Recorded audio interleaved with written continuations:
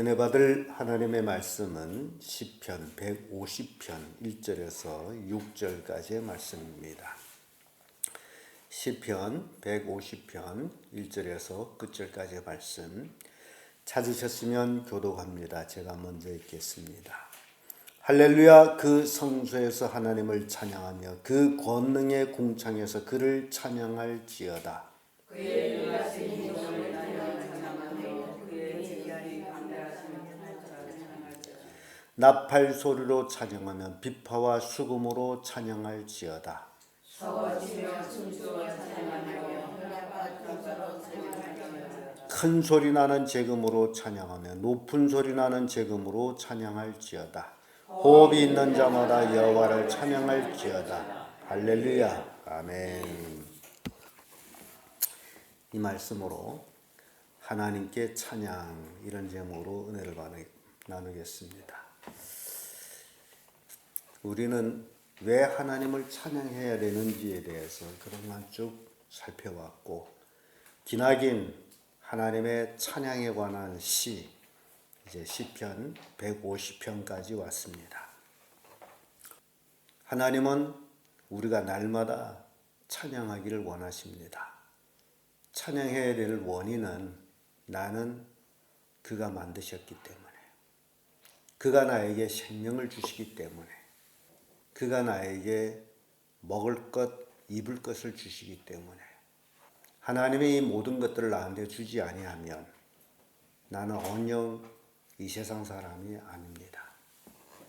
매일 일어날 수 있는 힘을 주시고 매일 하나님을 향할 수 있는 신앙심을 주시는 그 하나님, 그분은 우리의 찬양을 받기에 합당한 분이로 우리는 매일매일 그분을 찬양해야 됩니다.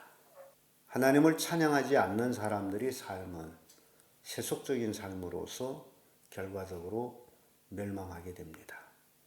땅에서 잠시간 많은 걸 가지고 있다 할지라도 곧 멸망합니다. 하나님이 없는 사람은 멸망하고 어디로 가죠? 지옥으로 가게 되어 있습니다. 이것만 생각해도 우리 주변에 있는 불신자들 볼 때 너무너무 심각합니다. 그들이 지옥 간다는 것. 당분간 뭔가를 가지고 우쭐렁거리고 세상 다 가진 것처럼 착각하고 살지만은 결과적으로 그 호흡이 끊어짐으로 그 인생은 끝나고, 뿐만 아니라 그 영은 지옥으로 가서 영원히 고통하게 된다는 사실. 비록 가진 건 없다 할지라도 나사로처럼 우리는 하나님을 믿고 하나님을 찬양하고 하나님의 인도를 받으면 결국 우리가 이 세상을 떠날 때 우리는 하늘나라에 가서 하나님 품에서 위로를 받고 있다라는 것. 내 인생에서 가장 큰 축복은 이 땅에 태어나서 예수 그리스도를 만나서 믿어서 하나님의 자녀가 됐다는 겁니다. 그보다 더 큰 축복은 없습니다.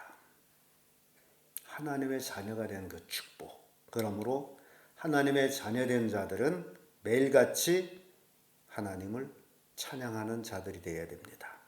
오늘 본문의 말씀 보면 시편의 마지막 이 방대한 책을 결론하면서 하나님을 찬양하는 내용이 나옵니다. 찬양의 대장정, 찬양으로 마감하는 모습을 보는데, 어떻게 하나님을 찬양하냐? 그 첫째가 성소에서 찬양합니다. 1절에서 2절의 말씀이죠. 할렐루야. 그 성소에서 하나님을 찬양하며 그 권능의 궁창에서 그를 찬양할지어다. 그의 능하신 행동을 인하여 찬양하며 그의 지극히 광대하심을 쫓아 찬양할지어다 라고 이제 서두를 띱니다. 그래서 우리가 왜 교회를 와야 되느냐? 물론 집에서도 찬양할 수 있습니다만은, 그러나 하나님이 특별히 만들어준 교회, 이 교회에서의 찬양과 기도는 집에서 하는 것과 또 다르다라는 거죠. 그래서 늘 마음이 교회를 향해 있고 교회에 와서 기도도 하고 찬양도 하고, 그런 삶이 우리에게 필요합니다. 어떤 분들은 날마다 교회에 나와서 기도하고 찬양하고 있습니다. 정말 내 생이 다하는 데까지 하나님을 찬양한다라는 거 얼마나 큰 축복인지 몰라요. 그런데 오늘 본문은 성소에서 하나님을 찬양하며, 여기서 말하는 성소는 성전을 얘기합니다. 이스라엘 성전. 그러나 우리들은 교회라고 말할 수 있습니다. 왜 찬양해야 되느냐? 하나님의 능하신 행동, 우주 만물을 창조하시고 나를 만드시고 인간의 생사화복을 주관하시고 등등등등 하나님의 그 권능은 우리 인간으로서는 어찌 다 헤아릴 수가 없습니다. 그래서 우리는 찬양하는 거예요. 찬양 외에 돌릴 것이 없어요. 내 것을 뭘 드릴 것이 없습니다. 우리가 부자 돼서 천만금을 드린 데서 그게 하나님께 뭐가 되겠어요?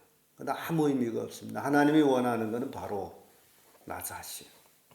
천만금보다 더 귀한, 천하보다 더 귀한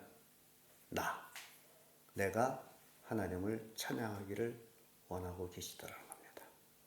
그래서 하나님의 구원을 받은 자들은 그 하나님의 능하신 그 행동을 인하여서 찬양하지 아니할 수가 없습니다. 여러분 곰곰이 생각해 보세요. 내가 죄인으로 있을 때 하나님께서는 나를 사랑하셔서 하나님의 아들 독생자 예수 그리스도를 2000년 전에 이 땅에 보내주셔서 내 죄 때문에 그 아들을 십자가에 못 박아서 죽임으로 내 죄가 청산됐다라는 것. 상상하면 상상할수록 어찌 하나님이 그리 하셨을까? 나 같은 게 뭔데 나를 그렇게 사랑하셔서 아들을 십자가에 못 박을 수 있을까? 우리는 상상을 못합니다. 왜냐하면 나는 할 수 없기 때문에. 여러분 자식을 동네 사람 위해서 내놓을 수 있습니까? 절대 그렇게 할 수가 없어요. 그런데 하나님은 하셨어요. 그 능하신 행동 우리는 모르지만 하나님은 하셨어요. 그러니 우리가 할 수 있는 게 뭡니까? 찬양 외에 뭐가 있어요? 그까지 예배 시간에 돈 몇 푼 내놓는 것으로 헌금하는 것으로 남보다 좀 더 한다라고 그걸 갖고 생생한다면 어리석은 자가 돼요. 천하 모든 것을 하나님께 드릴지라도 그건 하나님 앞에 아무것도 아니에요. 그래서 그 능하신 행동을 인하여 찬양하며 그의 지극히 광대하심을 조차 찬양할지어다. 이제 주님이 강림하시면 우리가 들림받아서 주님을 만나게 됩니다. 마치 바울이 고백한 것처럼 지금은 거울을 보는 것처럼 희미하나. 그 말이 이해 안 되죠? 왜냐하면 지금 우리 거울을 보는 것이 현물과 똑같이 보이는데, 그러나 바울이 말할 때 거울은 구리 거울, 정말 희미했습니다. 그러나 그때는 얼굴을 맞대고 보리라. 이제 주님이 강림해서 우리가 주님을 맞이했을 때에 얼굴을 맞대고 봅니다. 그때는 모든 것이 드러납니다. 이래서였구나. 그걸 깨닫게 되니 하늘나라 가서는 더 크게 찬양하게 돼 있어요. 모든 걸 깨닫고 나니. 이해가 됩니까? 지금은 우리가 다는 모르고 다만 예수 그리스도의 십자가 사건으로 구원받았다라는 그 한 가지 가지고 찬양하지만은 그 하나님의 그 광대하심, 이제 우리가 그 앞에 있을 때에 그 모든 것을 깨닫게 되면 하늘나라에 가서는 날마다 찬양의 연속입니다. 목 터지게 찬양해도 찬양이 끝나지 않아요. 그렇게 찬양받으실 하나님이에요. 이 땅에서는 아직도 사람들이 하나님의 그 광대하심을 깨닫지 못하기 때문에 자기 육체적인 정욕을 앞세워서 하나님을 외면하고 찬양하지 아니하지만은, 그러나 하늘나라에 가게 되면 그때는 알아요. 하나님 외에 찬양할 것은 아무것도 없구나. 여러분들이 이 땅에 살아가는 동안에 이걸 깨닫고 하나님만 찬양하는 그런 성도들 되기를 바랍니다. 시편 134편 2절에 성수를 향하여 너의 손을 들고 여호와를 송축하라. 성소에서 멀리 떨어져 있는 사람은 성소를 향하여 손을 들고 여호와를 송축하라. 이 이스라엘 백성도 그렇게 살았어요. 또 솔로몬이 성전을 짓고 낙성식을 할 때의 기도 중에 그런 내용이 있습니다. 혹구리가 하나님 앞에 죄를 지어서 먼 나라에 끌려갔을지라도 이곳을 향하여 손을 들고 기도하게 되면 들어주셔요 라는 기도를 했어요. 자, 우리의 성소는 어디에 있습니까? 우리의 성소, 우리 마음에 있어요. 하나님의 성전이 우리 마음에 와 있습니다. 그래서 하나님은 늘 우리와 함께 하셔요. 그래서 우리는 어디 가든지 기도하면 하나님은 들어주시게 되어 있습니다. 하나님은 우리의 신음소리 같은 기도도 들어주셔요. 모든 기도를 다 듣고 계십니다. 그래서 우리는 기도하고 찬양하며 또 하나님이 우리에게 주신 최대의 선물인 성경을 열심히 읽으며 매일매일 감사가 넘치는 그런 삶을 사는 것이 찬양의 삶입니다. 두 번째로 어떻게 찬양하냐 했더니 악기로 찬양하고 있습니다. 3절에서 5절의 말씀인데 나팔소리로 찬양하면 비파와 수금으로 찬양할지어다. 소고 치면 춤추어 찬양하며 현악과 통소로 찬양할지어다. 큰 소리 나는 제금으로 찬양하며 높은 소리 나는 제금으로 찬양할지어다. 그때 당시에 사용됐던 악기들이 이제 동원되면서 이런 것들로 하나님을 찬양했다. 이 악기도 하나의 기능입니다. 하나님께서 그런 기능을 주셨어요. 그래서 그런 기능을 받은 사람들은 그것을 세속적인 때를 사용해서 돈벌이 하는 사람들 참 많지만은 그러나 그 기능을 온전히 하나님께 드리면서 하나님을 찬양하는 사람들도 또 많습니다. 어떤 사람은 하나님께서 아주 아름다운 목소리를 주어가지고 이렇게 아름다운 목소리를 내가 어찌 세상 노래를 하냐 하면서 세상 노래는 안 하고 하나님만 찬양하는 미국의 가수 시아 같은 사람. 세상 좋은 직장도 다 내려놓고 오로지 부흥회를 다니면서 주님만 찬양했던 그 모습. 주 예수보다 귀한 것은 없네. 이 찬양을 해서 아주 세계를 부흥회 다니면서 찬양했던 것들입니다. 악기를 할 줄 모르면 뭘로 찬양하면 돼요? 목소리로. 네. 좀 궁금한 게 하나 있어요. 벙어리들은 어떻게 찬양할까? 소리를 못 내는데. 그래도 그들도 복음을 받아들이면 찬양하는데 벙어리들이 기뻐할 줄 알잖아요. 찬양해요. 어떤 간증을 들었습니다. 어떤 부흥 집회에 어떤 젊은이가 은혜 받고 찬양을 하는데 목사님이 마음이 상할 정도로 이 사람은 다른 사람들은 다 박수치면 찬양하는데 이 사람은 자기 뺨을 때리는 거예요. 그래서 굉장히 불쾌했어요. 그런데 예배 끝나고 봤더니 그 사람은 한 손이 없었어요. 그래서 한 손 가지고 뺨을 치면서 찬양한 거예요. 여러분, 하나님을 찬양하려면 얼마든지 은혜 받게 되면 풍풍 뛰며 찬양하든지 굴러다니며 찬양하든지 별의별게 다 동원돼서 찬양할 수 있습니다. 근데 은혜 받지 못하게 되면 찬양하려도 꿀먹은 벙어리라 그러나요? 입이 열리지를 않아요. 우리 예배 시간 때 보면 멍이 보기는 보는데 입은 꾹 담겨져 있어요.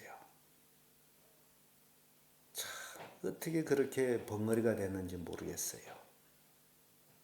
입을 가지고 벙어리 노릇하고 있다니 답답하지 않겠습니까?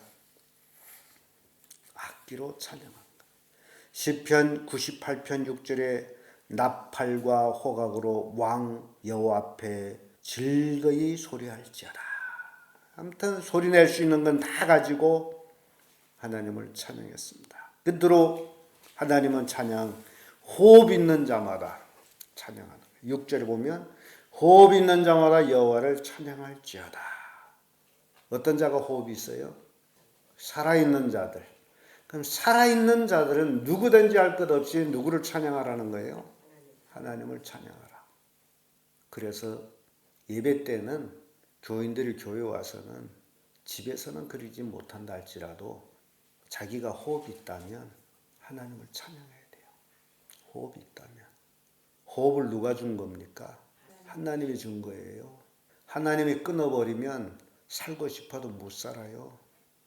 죽어 썩어서 흙이 돼야 돼. 그걸 생각한다면 어찌 하나님을 찬양하지 않겠느냐 말이에요. 지가 뭔데 뭐가 대단해서 하나님을 찬양하지 않고 있냐 말이에요. 멍히 앉아가지고 호흡 있는 자마다 찬양. 시편 145편 21절에 내 입이 여호와의 영예를 말하며 모든 육체가 그 성호를 영영히 송축할지로다. 모든 육체가 하나님을 찬양합니다. 시편 117편 2절에 너의 모든 나라들아 여호와를 찬양하며 너의 모든 백성들아 저를 송축하라. 모든 나라, 모든 백성, 단지 이스라엘만 아닙니다. 이 땅의 모든 족속 하나님을 찬양하라. 하나님 찬양할 때가 옵니다. 지금 복음이 모든 족속에게 전파되어 나가고 있습니다. 그 반면에 예수님의 강림이 다가옴으로 인해서 사탄 마귀는 발광하면서 하나님을 찬양 못하게 합니다. 신앙을 떠나가게 합니다. 지금 그런 시기에 우리가 살고 있어요. 성경 봤더니 마지막 때 그리스도가 여기에 있다, 저기 있다, 골방에 있다, 광야에 있다, 어디에 있다, 어찌라 그래요? 듣지 말라 그랬죠. 지금 그럴 때입니다. 바깥에서 뭐라고 찌끄러대든지 그건 찌끄러는 겁니다. 우리 성도들은 그걸 들으면 안 돼요. 오로지 우리는 하나님 말씀 듣고 하나님을 찬양하는 자들이 돼야 됩니다. 교회를 비방하고 교회를 헐뜯고 목사를 헐뜯고 별별 지랄을 다 하고 있습니다. 그래서 그걸 모르는 젊은이들은 그렇거니 하고 교회를 떠나고 있어요. 심각할 정도로. 평신도 연대라고 조직이 돼가지고 이놈들이 전국에 무리쳐가지고 교회 앞에 와서 데모를 하고 목사를 끌어내리려고 지랄 내급하고 있어요. 우리 출애굽 당시에 그 고라 집단 똑같이 그러고 있습니다. 그러니까 믿음이 없는 사람은 고라를 따라가듯이 오늘날 그런 거예요. 저 호주에서 온 집사님은 갈 교회가 없다고 그렇게 한탄해요. 교회를 가기는 가야 되는데 갈 교회가 없다고. 지금 그런 때입니다. 마지막 때 사탄이 살판치는 이때에 우리는 믿음에 굳게 서서 온전히 내 호흡이 닿을 때까지 누구를 찬양해야 됩니까? 하나님을 찬양해요. 여러분들은 언젠간 죽게 되겠죠. 그렇죠? 뭐 당연한 거죠. 근데 죽을 때, 숨을 거둘 때 하나님을 찬양하며 죽으면 얼마나 멋있을까? 그걸 죽는 연습 좀 합시다. 아파 이렇게 죽지 말고 하나님을 찬양하면서 폴리캅이 화형당하면서 하나님을 찬양하며 순교하듯이 스데반이 하나님을 찬양하며 순교하듯이 우리도 좀 그렇게 죽을 때 하나님을 찬양하며 죽자. 근데 그걸 연습해야 되겠죠. 안 연습하고 됩니까? 여러분 우리가 이제 나이를 먹었기 때문에 죽음이 더 가깝습니다. 그래서 언젠가는 죽게 될 때에 숨이 넘어가는 그 순간 마지막 그 숨, 호흡 있는 자마다 하나님을 찬양하라는 그 마지막 그 숨을 가지고 하나님을 찬양하는 여러분들이 되기를 바라겠습니다. 그게 진정한 신앙이에요. 머지 않았어요. 주님의 재림, 주님의 강림. 그날 정말 우리 교회 표같이 그리스도의 강림을 기다리는 교회, 그리스도의 강림을 기다리는 성도, 매일매일 그리스도의 강림을 기다리며 찬양하며 승리하는 여러분들이 되기를 예수님 이름으로 축복합니다.